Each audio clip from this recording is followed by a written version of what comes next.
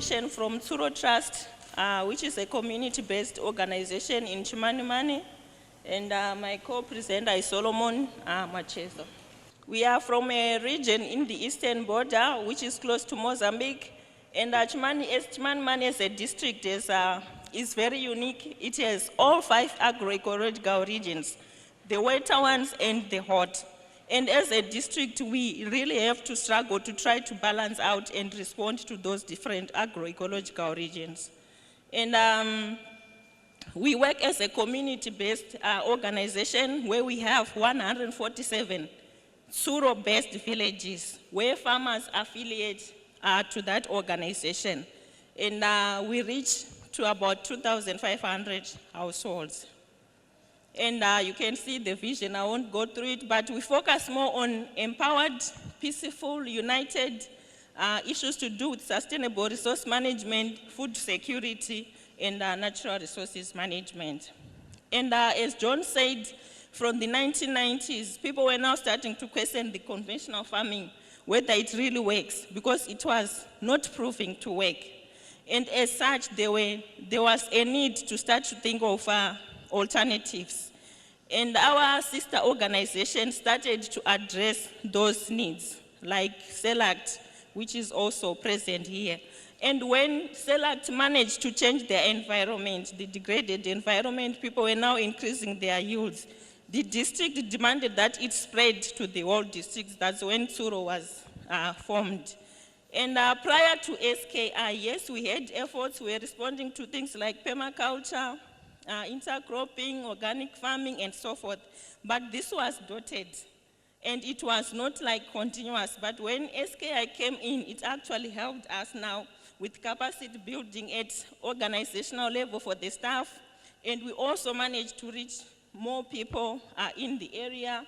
It became widespread, it became continuous. And this support has been financially, capacity building, identification of strategic entry points to change, as well as promoting now the issues to do with seed and agroecology to a higher level, unlike what was before.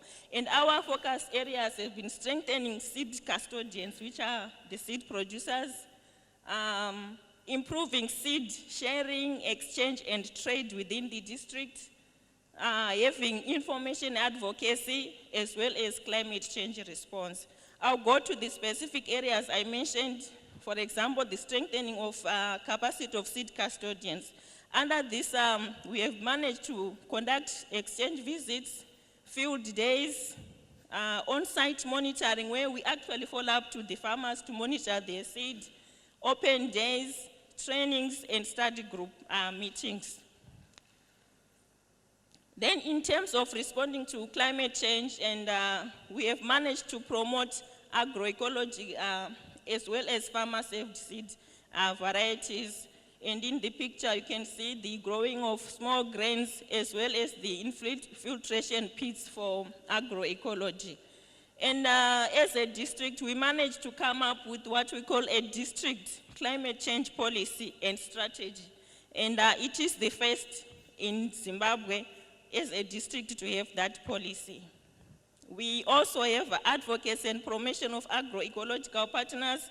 We have managed to reach all extension officers within the district, trying to talk to them, explaining what is agroecology, how we can have synergy so that they can also promote it when they are talking to farmers. We have promotion of farmer seed varieties and the production as well as the saving. Biofertilizer trainings, which Juliet alluded to, as well as natural farming methods. Then we have comprehensive documentation of those processes. We have seed inventories, like at seed phase. We make sure that we collect and register all seed samples that come to be displayed from all the farmers and the farmers that are participating.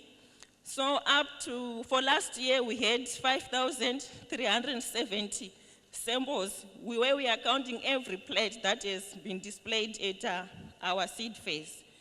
We have production of newsletters, more significant stories, testimonials, media coverage in the local newspapers, seed and agroecology materials, and we also have a website where we are also publishing issues to do with climate, seed, and as well as agroecology. We also have indicator monitoring and reporting, where we are now trying to follow up, like Mr. Ndov was saying. We are registering farmers, trying to understand which practices they are practicing and the reason. Like I said, we have 5 different agroecological regions. So when we talk of water harvesting, that may apply maybe to region 4 and 5, and it's different with region 1 and 2, where they're actually trying to drain the water out. So you cannot now make blanket recommendations, but you have to understand the needs of each area. Some of the examples of our magazines, I have copies here. You can actually see some of the copies. Then on seed sharing, exchange, trade, and networks, we have conducted seed fairs. This seed fairs originally started at cluster level, but due to demand, we went to ward level, where we are now having 21 ward seed fairs. And in this ward 21 seed fairs, we had about 328 farmers participating in the seed phase.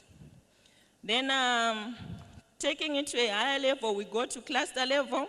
Then from cluster level, we have district level, provincial level, and then the national level. And I had some of you, they actually came to our national seed fair last year, which actually is a child from this seed fairs that we conducted at lower levels. And we also have what we call seed distribution centers, where we recognize farmers that are capable of producing and supporting other farmers within the areas.